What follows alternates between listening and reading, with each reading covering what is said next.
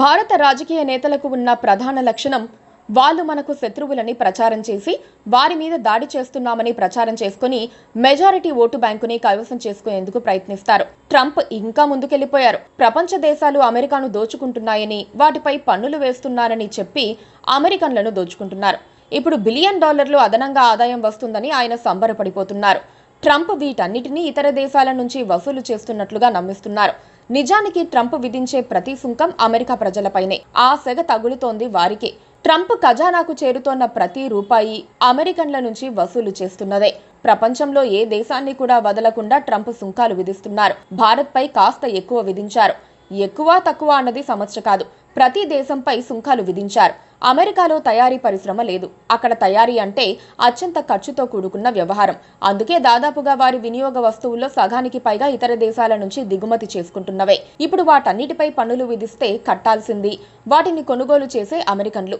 దేశాలపై పన్నులు విధించే అంత అధికారం అమెరికాకు లేదు. అమెరికా ప్రజలకు అవసరమైన వస్తువులు ఉత్పత్తి చేయలేనప్పుడు దిగుమతి చేసుకుంటున్న వస్తువులపై పన్నులు పెంచితే దిగుమతి ఆపేయరు కదా. తప్పనిసరిగా కొనుక్కోవాల్సిన వాటిని అమెరికన్లు ధర ఎక్కువైనా ట్రంప్ విధించిన పన్నులను చెల్లించైనా కొనుక్కుంటారు.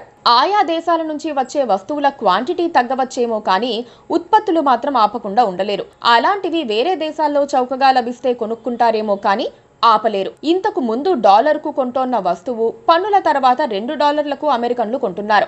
ట్రంప్ సుంకాల వల్ల వచ్చిన తేడా అదే. ట్రంప్ తీరుతో ఆయన లాంటి విపరీత భావజాలమున్న అతి కొద్ది మంది మినహా ఎక్కువ మందిలో అసంతృప్తి పెరిగిపోతోంది. ఇటీవల ఆయన 4 రోజులు బయటకు కనిపించకపోతే ట్రంప్ ఈజ్ డెడ్ అని వైరల్ చేసుకున్నారు.